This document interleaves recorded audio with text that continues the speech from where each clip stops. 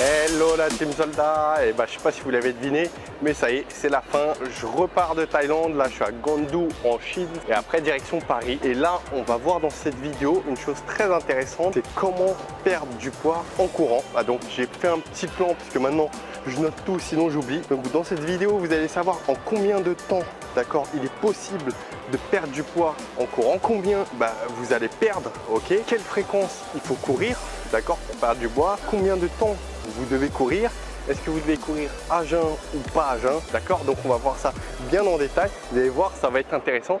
Alors la vidéo, je vais la continuer sur Paris parce que là, entre les transferts, la fatigue, etc., je préfère me concentrer tranquillement à Paris pour vous expliquer ça. À bientôt.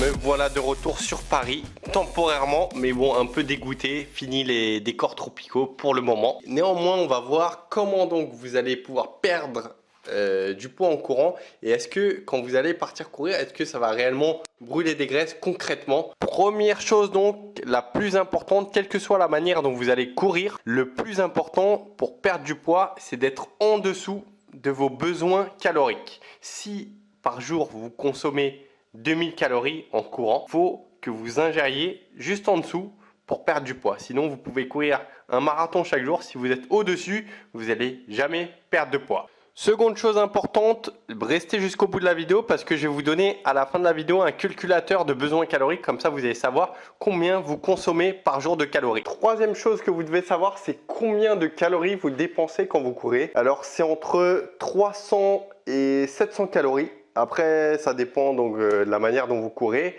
Mais voilà, il faut savoir que 300 à 700 calories, ça fait donc plus ou moins entre un quart et un cinquième de ce que vous mangez par jour. Donc, c'est pas mal la course. Quatrième point, combien de temps il faut que vous couriez? Il faut que vous couriez 30 minutes, 1 heure, 45 minutes. Le truc, c'est que moi, par exemple, j'ai fait un peu toutes les politiques. J'ai couru plus d'une heure, j'ai couru des 15 minutes, 20 minutes. Et on va voir quel est le plus intéressant à la fin, donc bougez pas. Mais ce qui est un peu intéressant de savoir pour vous, c'est qu'il n'y a pas de... Je sais que des fois on entend, oui, c'est à partir de 15 minutes, 20 minutes que tu commences à taper dans les graisses. Alors ça, c'est totalement faux. Si vous voulez, la machine qui est le corps, en fait, elle ne marche pas. Oui, ça y est, on est au bout de 5 minutes, ça y est, on va utiliser les graisses. Ça ne se passe pas comme ça, si vous voulez. Quand vous commencez un exercice physique, vous utilisez différentes filières énergétiques, d'accord? Glucides, hop, je prends de la protéine, je prends des graisses pour fournir de l'énergie.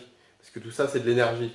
Vous utilisez de l'énergie, des graisses, dès les premières minutes en fait. Prochain point intéressant à répondre, comment vous devez courir alors pour perdre du poids? On voit ça de suite. Comment vous devez courir? Alors deux politiques. Pour courir, il y a soit le fractionné, d'accord? Donc c'est le célèbre hit de la course fractionnée, d'accord? Rapide, lent, ok? Ou vous avez intensité faible tout simplement, courir tranquillement une certaine durée. Quel est le meilleur? Je ne sais pas par quel bout vous expliquer le truc. Bon, ça y est, j'ai réfléchi. Le meilleur, celui qui fait perdre la plus grande proportion de graisse, c'est de courir lentement, d'accord? Quand on court lentement, c'est là qu'on utilise le plus de graisse. Néanmoins, quand vous faites du fractionné, en fait, vous avez un grand effet époque. Alors, époque, EPOC, je vais vous le noter. L'effet époque, c'est l'after, je vais parler en français, c'est le nombre de calories que vous brûlez après l'effort, ok? L'effet époque, c'est ça. Il y a des activités physiques qui ont un effet époque faible. Donc, si vous marchez, vous allez brûler très peu de graisse après l'effort parce que c'est pas intensif. Par contre, si vous faites par exemple du fractionné, justement, sprint, ralentissement, et vous faites ça un certain nombre de fois, c'est très puissant pour le corps et vous aurez un effet époque plus grand. Donc, vous allez brûler des graisses même lorsque vous êtes au repos, 24 heures après, 48 heures après, même voire plus pour certaines activités physiques. Donc, en somme, certes, le courir lentement en termes de proportion, ça utilise plus de graisse, mais de faire du fractionné, ça va vous faire brûler plus de graisse après coup. Donc, en fait, courir lentement, il n'y a pas de durée minimum. Plus vous allez courir lentement, plus vous allez taper dans les graisses. Donc, il faut courir 40 minutes, 45 minutes, 1 heure, mais pas trop longtemps non plus, d'accord? Parce que si vous allez courir trop lentement, vous allez utiliser des protéines. Mais bon, il faut vraiment courir quand même assez longtemps. Donc à 40-60% de votre VO2 max, bon, c'est un peu technique. Si vous voulez, faut courir, allez, si vous êtes sur un tapis de course, il faut courir à 8 km/h plus ou moins. Et c'est plus ou moins, si vous n'avez pas de tapis, c'est voilà, vous trottinez tranquillement. Tranquillement, vraiment, faut y aller tranquillement. Par contre, si vous faites de l'intervalle training, il y a différentes politiques. Il n'y a pas d'étude encore qui a prouvé qu'il y a une meilleure manière de pratiquer le fractionné pour perdre des graisses.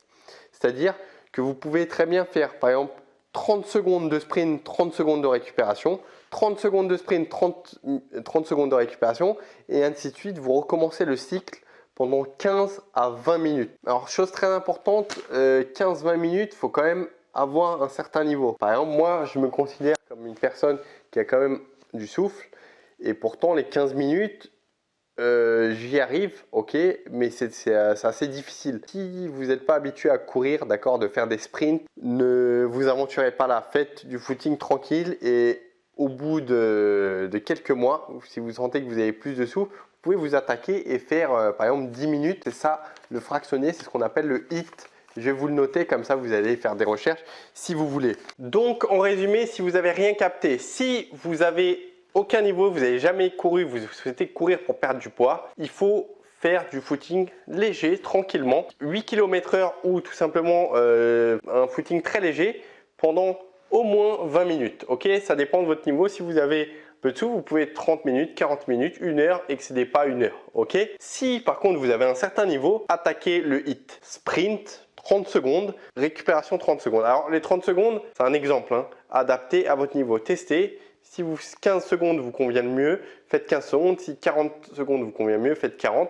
Adaptez, ok? Ou allez voir, il y a plein de sites sur le HIIT. Maintenant, on voit combien de fois par semaine vous devez faire ça. Combien de fois? Il n'y a pas, j'ai regardé ce qui se dit au niveau des études. Il n'y a pas d'études, ok? Il n'y a pas de fréquence idéale. C'est tout simplement si votre physique, votre capacité de récupération vous permet de faire ça chaque jour, faites ça chaque jour. Après, 2 fois par jour, je pense qu'au niveau de la récup, ça va être dur. Mais n'oubliez pas que pour perdre des graisses, il est important de récupérer, d'accord? Il ne faut pas forcer votre corps, sinon vous allez stimuler des hormones catabolisantes et c'est néfaste pour votre perte de graisse. Donc, allez-y.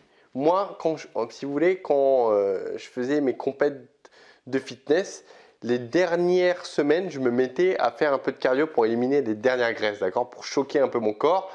Et je faisais tout simplement du HIIT, donc le fractionné.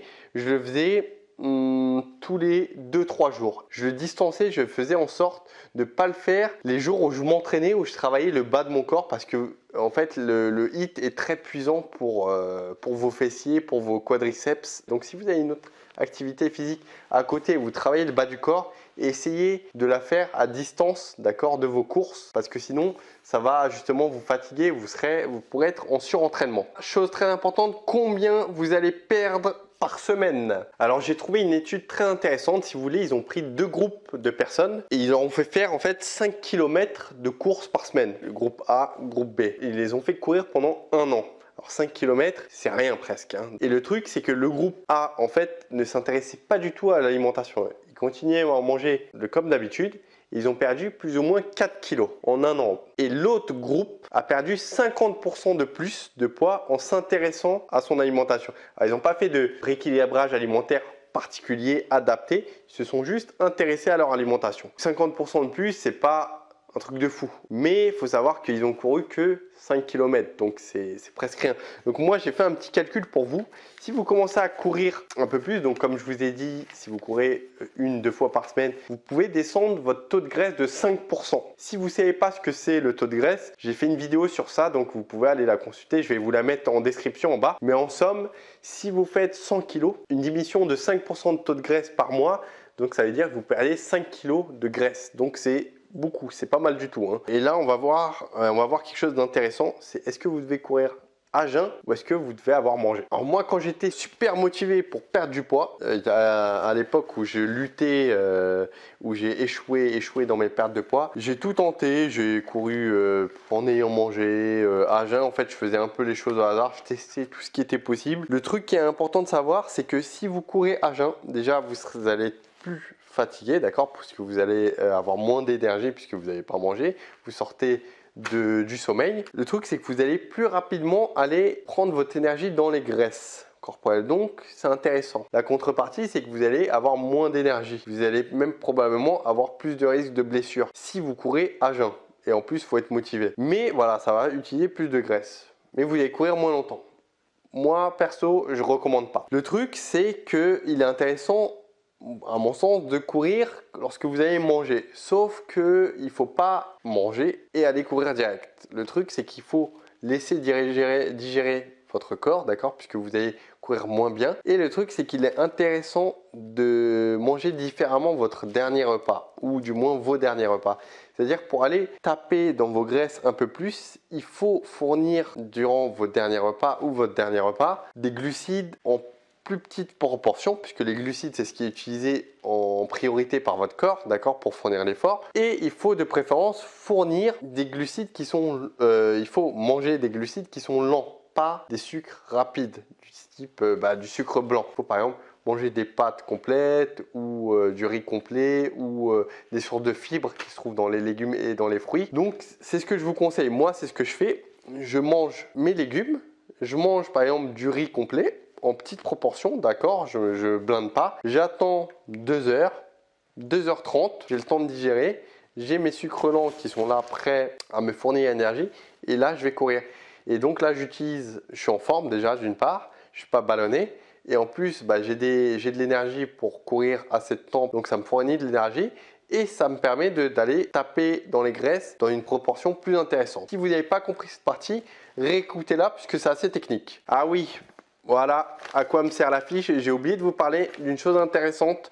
Quand vous êtes à jeun, moi je courais à jeun des fois, justement quand je me préparais pour les compétitions, vous pouvez aller courir, vous avez moins d'énergie mais vous allez taper, comme je vous l'ai dit, plus dans les graisses. Mais il est important pour préserver votre masse musculaire parce que le muscle va vous faire dépenser des calories, donc il est très capital de le conserver, d'utiliser des acides aminés, donc des BCAA. Et ces acides aminés, donc vous préservez vos muscles tout en faisant utiliser vos acides gras. Donc vos BCAA, vous pouvez en consommer juste avant d'aller courir, 20 minutes avant d'aller courir et juste après votre effort. Donc 5 grammes et 5 grammes, c'est ce que je faisais. Si vous avez des questions encore, écrivez en bas en commentaire, je vais vous répondre. Variez vos entraînements, d'accord, parce que le corps, c'est une belle machine et une fois que vous lui fournissez une habitude, en gros, il va moins dépenser de calories puisqu'il est habitué à faire cette activité physique. Le secret, en fait, c'est de casser les entraînements, de casser cette routine pour justement qu'il se surpasse et qu'il dépense des calories, qu'il va taper plus en profondeur dans les graisses. Donc je vous invite à vous abonner si vous aimez des conseils justement sur la perte de poids. Abonnez-vous. Pour quelle raison? Parce que vous allez tout simplement recevoir en priorité dans votre boîte mail dès qu'il y a une vidéo qui est publiée. Et je vous invite également à télécharger du coup le calculateur que je vous offre, donc pour calculer vos besoins caloriques, parce que n'oubliez pas, comme je vous l'ai dit, c'est le plus important, c'est la base pour perdre du poids et des graisses. Voilà, je vous dis à bientôt et surtout ne lâchez rien. Ciao.